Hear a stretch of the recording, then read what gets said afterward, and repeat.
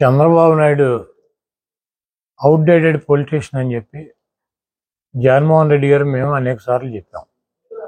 నిన్న చంద్రబాబు నాయుడు పీకేతో సమావేశం అయిందని చెప్పి ప్రశాంత్ కిషోర్ వచ్చాడు. భూమి బద్దలైపోద్ది. ప్రశాంత్ కిషోర్ చంద్రబాబు కలిశారు. 3 గంటలు రూమ్లో కూర్చున్నారు ఇద్దరు. మధ్యలో లోకేష్ లోపలికి బయటికి వెళ్ళి వస్తున్నాడని చెప్పి ఏబిఎన్ రాధాకృష్ణ, ఈటీవీ, మన టీవీ5 బిఆర్ నాయుడు గారు వీళ్ళందరూ కూడా నిన్న సాయంత్రం నుంచి వెనక్కి ముందుకి టీవీలు పగలగొట్టేశారు. ప్రశాంత్ కిషోర్ అనేవాడిని 2014లో మేము వాడేశాం. బుర్రలో గుజ్జంతా కూడా అయిపోయింది.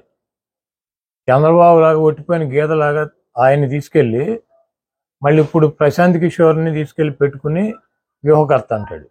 మేము వ్యూహకర్తగా పెట్టుకున్నప్పుడేమో ఆడేవాడు బీహార్ నుంచి వచ్చాడు తమ్ముళ్ళు మన ఏం పీకుతాడు, మనకన్నా గొప్ప వాళ్ళు ఎవడో నీ ప్రపంచంలో ఉన్నారో తమ్ముళ్ళు అని చెప్పి ప్రశాంత్ కిషోర్ గురించి మాట్లాడాడు.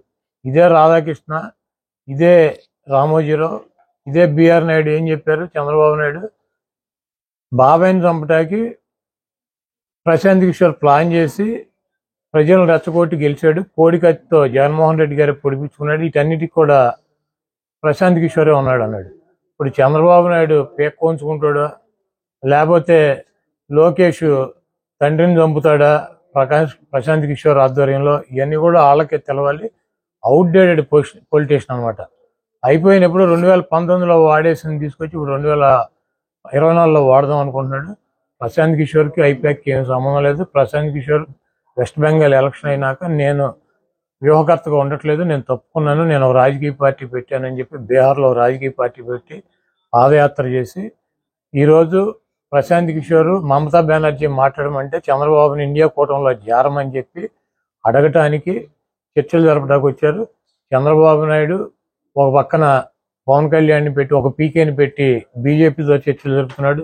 ఇంకో పీకేని పెట్టి అటు ఇండియా కూటమి మమతా బెనర్జీ కాంగ్రెస్తో చర్చలు జరుపుతున్నాడు. చంద్రబాబు నాయుడికి 2 కళ్ళ సిద్ధాంతం. ఎవడు అధికారంలోకి వస్తాడు చంద్రబాబుకి అర్థం కావట్లా. కేంద్రంలో బీజేపీ వస్తుందా కాంగ్రెస్ వస్తుందా ఎవడొస్తాడు అన్నది కన్ఫ్యూజన్లో ఉన్నాడు. కాబట్టి వీళ్ళు కాకపోతే వాళ్ళు కాకపోతే వీళ్ళు ఇతర పీకేలను పెట్టుకున్నాడు. ఒక పీకేనేమో బీజేపీతో మాట్లాడుతూ ఉంటాడు, ఇంకో పీకేనేమో కాంగ్రెస్ ఇండియా కూటమితో మాట్లాడుతూ ఉంటాడు.